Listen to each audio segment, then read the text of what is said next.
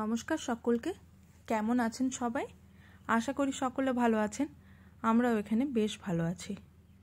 এমনি সবাই ভালোই আছে, কিন্তু গরমে অবস্থা কিন্তু খুব খারাপ।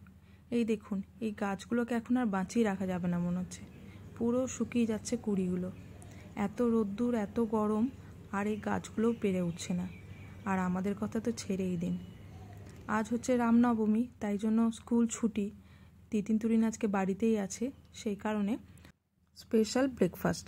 আজ ওরা নর্মাল কিছু খাবে না, কারণ আজকে ছুটি আছে, তাই জন্য স্পেশাল জিনিসই বানিয়ে দিতে হবে। তো যাই হোক, ওটা বানানোর বেশ কিছুক্ষণ পরে রান্না করছিলাম, তার মাঝে এসেই আমার কাছে ডিমান্ড হলো, মা প্লিজ কোল্ড কফি বানিয়ে দাও। তো ওদের দুজনের জন্য কোল্ড কফি বানিয়ে দিলাম।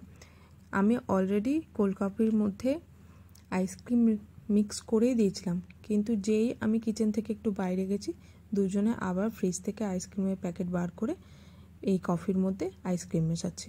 আমি বললাম আর মেশানোর দরকার নেই, বাট ওদের তো হবে না, বেশি বেশি আইসক্রিম মানে সেখানে তো আর কোনো কথাই চলে না। দেখুন, গ্লাসের মধ্যে আটকাচ্ছে না, উপচে পড়ে যাওয়ার মতো অবস্থা, কিন্তু তবু ওদেরকে আইসক্রিম মিক্স করতেই হবে। তো যাই হোক, আমারও রান্না শেষ হয়নি, আর এর মাঝখানে এদের এই বদমাইশি, সেই কারণে একটু বকাবকি করাতেই সঙ্গে সঙ্গে দুজনে গিয়ে স্নান করে তারপর পড়তে বসে গেছে।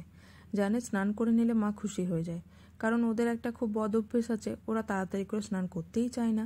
যাই হোক, ভালোই হয়েছে, বকাটা কাজে লেগেছে। আর এদিকে আমি একটুখানি এই গরমের জন্য বানিয়ে নিলাম ডিটক্স ওয়াটার। এরপরে আপনাদের সঙ্গে অনেকক্ষণ পর দেখা হচ্ছে। সারাদিন আর কোনো ভিডিও আমি করতে পারিনি, কারণ ভীষণ ভীষণ গরম, খুবই কষ্ট হচ্ছিল। তো সেই কারণে কোনো ভিডিও করিনি। তো সন্ধেবেলায় বিরূপ অফিস থেকে ফেরার পর আমরা দুজন মিলে চা খেয়ে তারপর একটুখানি ইভিনিং ওয়াকের জন্য বেরিয়ে পড়েছিলাম। তো ভাবলাম যখন ইভিনিং ওয়াকে যাচ্ছি, তাহলে আপনাদেরকে একটু একটু জাহাজ দেখে নিয়ে আসি, চলুন।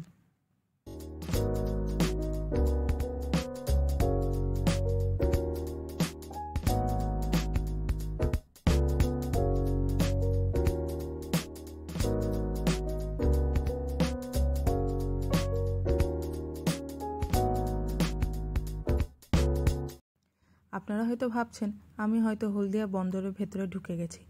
একদমই না, হলদিয়া বন্দরে ঢোকার পারমিশন আমাদের নেই। এটা হচ্ছে একটা অয়েল জেটি। এই জায়গাটার নাম হচ্ছে থার্ড অয়েল জেটি বা জহর টাওয়ার। ওই যে টাওয়ারটা আপনারা দেখতে পাচ্ছেন, এটাই হচ্ছে হলদিয়া ডকের সবথেকে বড় অফিস। পুরো হলদিয়া বন্দর এই অফিস থেকেই কিন্তু কন্ট্রোল হয়। হলদিয়া ডকের মধ্যে এই একটা জায়গায় আছে যেখানে কিন্তু এমনি সাধারণ মানুষরা যাওয়া আসা করতে পারে। এটা কিন্তু ওপেন, এখানে যে কেউ আসতে পারে। আর এই জেটিতে একটাই জাহাজ দাঁড়াতে পারে, মানে জাহাজ দাঁড়ানোর একটাই প্ল্যাটফর্ম আছে, বাস। আর এখানে কোনো পণ্যবাহী জাহাজ দাঁড়ায় না। এটা যেহেতু অয়েল জেটি, তাই জন্য এখানে শুধু ওই তেল টাইপের যেসব জিনিস থাকে সেই সব জাহাজই এসে দাঁড়ায়, যেমন লিকুইড, ন্যাপথা বা ক্রুড অয়েল, এইসবের জাহাজই বেশি এখানে এসে দাঁড়ায়। আর এখানে যেহেতু অনেক ইন্ডাস্ট্রি, প্রত্যেকটা ইন্ডাস্ট্রির এক একটা আলাদা আলাদা পাইপলাইন এখান থেকে তৈরি করা আছে। এবার যে ইন্ডাস্ট্রির জিনিস আসছে সেই ইন্ডাস্ট্রিতে ডাইরেক্ট পাইপলাইনের সাহায্যে চলে যাচ্ছে। তবে জায়গাটা অসাধারণ, আপনারা শুধু দেখুন চারিদিকে গাছপালা বা এখানকার যে পরিষ্কার পরিচ্ছন্ন ভাবটা, সেটা কিন্তু সব সময় কন্টিনিউয়াসলি থাকে। মানে আমি 16 বছর আগে এই হলদিয়াতেই কিন্তু বিয়ের পর প্রথম এসেছিলাম, তখনও এই জায়গাটা এরকমই ছিল, পরিষ্কার পরিচ্ছন্ন, প্রচণ্ড সুন্দর। আর এখনও ঠিক তেমনিই আছে, কোনো চেঞ্জ নেই।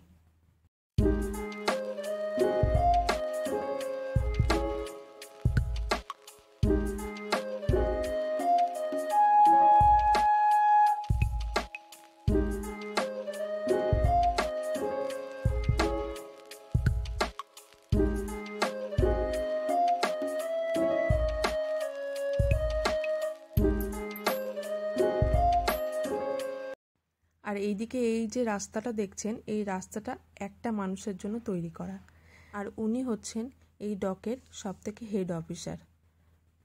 কারণ ওনার যে কোয়ার্টারটা, বা কোয়ার্টার বলা উচিত নয়, ওনার যে বাংলোটা আছে সেটা কিন্তু এই রাস্তাটা দিয়ে যেতে হয়।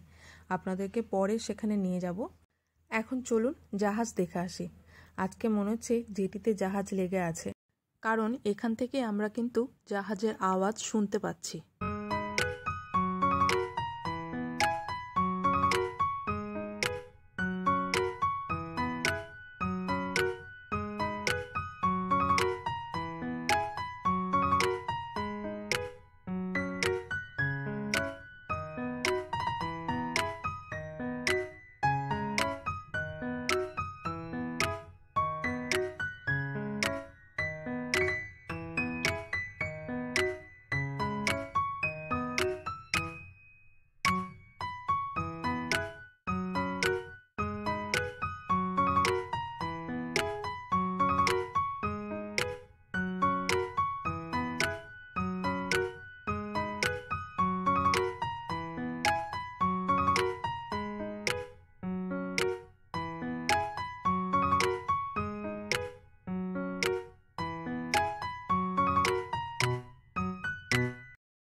যে জেটির যে গেটটা আছে তার ভেতরে আমরা ঢুকে গেছি। আর এর আগেই ওই যে প্ল্যাটফর্মে দেখতে পাচ্ছেন ক্রেনগুলো হোয়াইট হোয়াইট দেখতেই পাচ্ছেন, ওখানেই আছে জাহাজটা। আর এখানে এই যে বিল্ডিংগুলো আছে সেই বিল্ডিংগুলো হচ্ছে সিআইএসএফরা থাকে, মানে হলদিয়া ডকের যত সিআইএসএফরা আছে তারা এখানেই থাকে।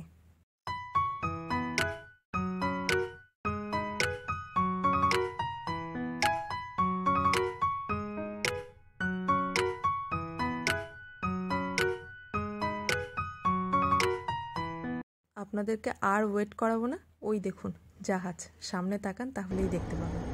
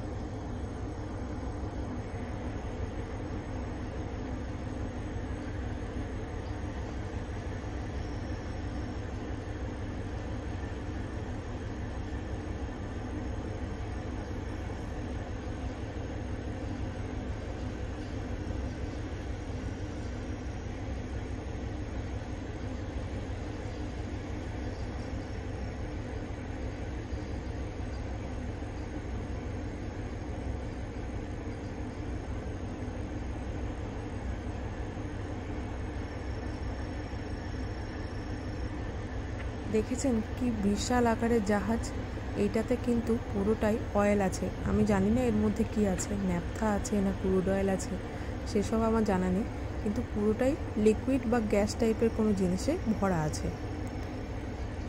রেড কালারের জাহাজটা দেখতে কিন্তু ভারী সুন্দর। আজ থেকে 16 বছর আগে এই জায়গাতে এসেই আমি কিন্তু প্রথম জাহাজ দেখেছিলাম নিজের চোখে। তার আগে জাহাজ টিভিতে দেখেছি, কোনোদিন এরকমভাবে কাছের থেকে জাহাজ দেখিনি। সেদিনের কথা মনে পড়লে খুব হাসি পায়। খুব উৎসাহ সহকারে এসেছিলাম, আরে বিশাল জাহাজ দেখব, কি মজা হবে। হ্যাঁ, সেটা তো ঠিকই যে প্রথমবার জাহাজ দেখেছিলাম, খুব আনন্দ পেয়েছিলাম, কিন্তু হয় না মানুষ কোনো একটা জিনিস অনেকক্ষণ বা অনেকবার ধরে দেখতে দেখতে বা অনেক দিন ধরে দেখতে দেখতে সেই ব্যাপারটা একটা নর্মাল ব্যাপার হয়ে যায়। আমাদের ক্ষেত্রেও ঠিক এখন এরকমই হয়েছে। তখন বেশ সেজে গুজে এসেছিলাম জাহাজ দেখতে, আর এখন দৌড়াতে দৌড়াতে চলে এলাম জাহাজ দেখতে। তো যাই হোক, এই হচ্ছে সেই সব থেকে বড় যে অফিসার, ওনার বাংলো। আমরা জাহাজ দেখার পর ওই রাস্তা দিয়ে আবার রিটার্ন এসেছি, যে রাস্তাটা আপনাদেরকে আগেই দেখালাম যে একটা লোকের জন্য এই রাস্তাটা বানানো হয়েছে। আর এটাই হচ্ছে ওনার বাংলো, দেখুন কি বিশাল। তো আমরা এখান থেকে আবার হাঁটতে হাঁটতে চলে গেছিলাম নদীর পাড়ে, আর সেখান থেকেই একদম সোজা বাড়ি।